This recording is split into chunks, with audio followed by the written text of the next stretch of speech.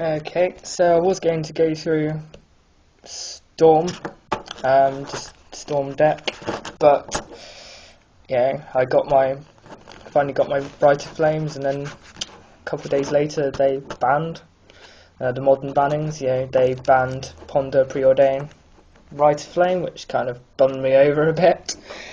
So yeah, it was Swath Storm, kind of empty the Warrens, Grape Shot, so forth. So that's come apart.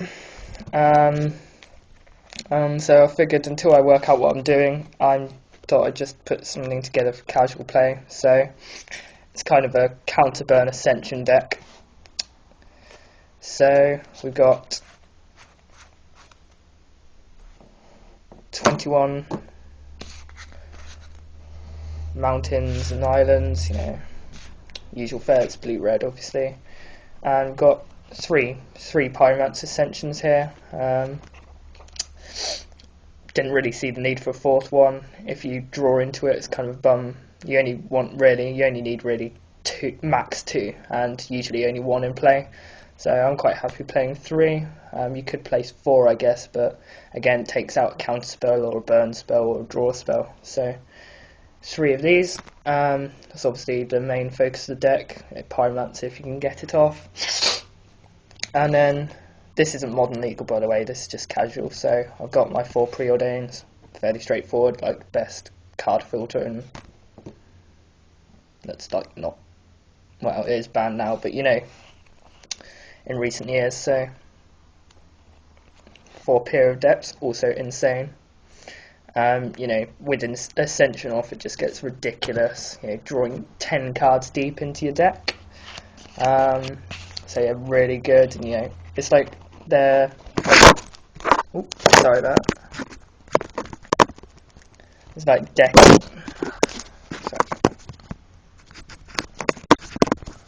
It's like decking. WoW TCG, yeah. Kind of has all the quests to look top 5 and put like ability or etc. into your hand and chains loads of those together. Well, Peer through Depths, once you get an Ascension off, it just becomes ridiculous because 2 cards for that. And when I first saw Peer through Depths, I thought it cost 3. I thought it cost 3 at the end of the day. And then I saw like it was only 1 and 1 blue. I was like, wow, this is really good. So, by the way, this isn't really a competitive Ascension. I'd be running more 4-ofs and so forth if it was. And then you've got this, like one of my favourite spells because it's like awesome. Force Snap from Urza's Urza block. Return target creature to owner's hand, untap up to 2 lands. Enough said. I mean, again, it bounces a creature if they put an enchantment on it. When you're trying to get loads of spells off in a turn, redrawing and kind of burning them, then you can obviously tap 4 lands, use 2 to cast this, and then with an Ascension in play, untap all your lands and generate mana. So without kind of Rite and Flame and stuff like that, it's still a really good way to generate mana and do something else, bounce a creature at the same time. And instant speed, so that's also awesome. Got 2 Gitaxian Probes in here at the moment, because I didn't really feel need. I mean, there's only so much you want to look at their hand. Like once is generally enough because it sets you up for several turns. Enough said. Free spell, Ascension, draw 2 cards, look at their hand, get into your graveyard so you can cast another one, and then Ascension counter. Really good. 4 mana leak. Sometimes you do, rather than playing an Ascension or something, turn 2 you just want to hold out counter spells because turn 2 is really important in Magic. You could easily stop a Tarmogoyf if they're not careful. It's just like a really good counter. With 2-colour deck like this, I much prefer playing it over counterspell simply because it's easier to cast turn 2. 4 Kiln Fiend, like insane. I mean, you obviously don't get the additional triggers of Ascension, but to be honest, it's another win condition. You don't always have all the burn you want or that you need to like kill someone with just burn. So basically getting an additional 3 points of damage per spell you play is just really, really good. Again, in casual, it can easily finish people off so quickly, like turn 4 or 5 often, if they're not careful. 4 lightning bolts, don't really need to say anything more. 4 lightning bolts, you know. 3 damage, 1 mana, enough said. Now, really annoying considering I play so much red-blue, and I can only find 3 burst lightnings. So, no idea where my 4th is. I mean, I only have 4, but copying the kicker cost, well, without having the kicker trigger, or activated, whatever, without having to pay the extra 4 for the extra copy, you know, really good.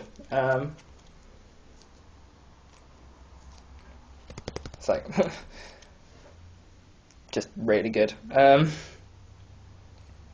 And you can play it early game just to burn a creature, which is awesome. So yeah, 4 shocks. It's a worse lightning bolt because I can't have 8 lightning bolts. Pyroclasm and a fire spout just to clear board, and then this is one thing I'm experimenting with, is wistful thinking. Target player draws 2 cards and discards 4 cards. I think it would be pretty funny on an Ascension because suddenly they're discarding 8 cards. I mean, like 4 cards worth of card advantage is just pretty awesome, I think. So I don't know how this one, obviously you don't play it on yourself because it just kills you, but I've only got 1 in here at the moment, but I think I may want to test out more. As I say, with Ascension active, this becomes pretty crazy, and especially because Ascension's really, if you're not playing combo, it's not really, it's more of a it's going to kill them in mid-range time rather than really quickly, oftentimes. So in that kind of slightly more grindy match, I like that kind of flexibility. So I don't know where I'm going to go with it. This is just casual, but I think I'm going to put together an Ascension deck for Modern. It's going to be, as say, Counter Ascension. I think I'm toying with Time Warp Ascension with Call to Minds, as say with Wistful Thinking, and just like wipe them out. Because Time Warp's really good if you haven't got Time Warp. So yeah, but Storm's out of the picture, I think. I mean, it has more, ironically, a more grindy Ascension deck has more chance now that there's less combo in the Modern format.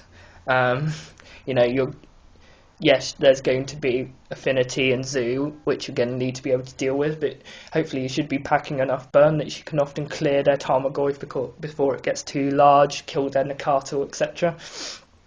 And counter their Tribal Flames, or, you know, whatever. And, you know, Fire Spout's going to be really good.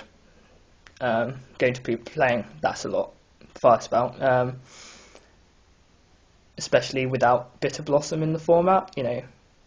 I'd be worrying slightly if because you need green to kill the flyers, but I'm not really, you know, it's still 3 damage to each creature without flying, and it's really good. So it kills up powered up wild Nakatals that are 3/3 really well, and yeah, in Affinity it's really strong against if you manage to get, you know, counter their Steel Overseers or whatever they're playing. They're probably not playing Steel Overseers, to be honest, but it depends what kind of build they're building. But yeah, other stuff I've got like, I'm hoping to go to Innistrad release this weekend. You know, I didn't make it to last weekend, which is kind of annoying, but yeah, hopefully it released this weekend because I'm really hyped about Innistrad. It's like Forbidden Alchemy and reprint of Mulch and stuff is really awesome, and Laboratory Maniac and Geist and stuff like that, all really cool, and the Red Blue Jewel, which is sick. And then a couple of drafts the next couple of weeks, because as I say, I'm not going to be buying too much Innistrad because it doesn't have a great pack value apart from certain cards, and I think it's just going to be better off trading for it all. So yeah, I'll hopefully keep you up to date with how that goes, and thank you for watching. Listen, rate and subscribe. Catch you later. Bye.